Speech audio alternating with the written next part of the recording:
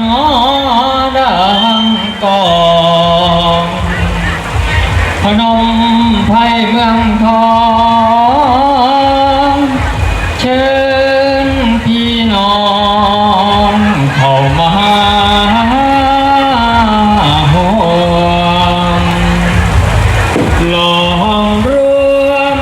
ใจไหว้องค์พระมหาธาตุณพระธาตุวัดกลางใหญ่พนมไพรมาพี่มารวมใจ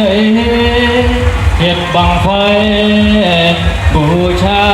ธานเฮ็ดบังไฟบูชาธานขบวนล้ำบังไฟโบราณวัดกลางอุดมเวย์สิ่งศักดิ์สิทธิ์คู่บ้านคู่เมืองของพี่น้องชาวอำเภอพนมไพรโดยพระครูดมจันทคุณเจ้าอาวาสวัดกลางอุดมเวย์ได้สู่แผนได้ดังใจมาดแมนสมดังปรารถนาเฮ็ดบังไฟแสนมา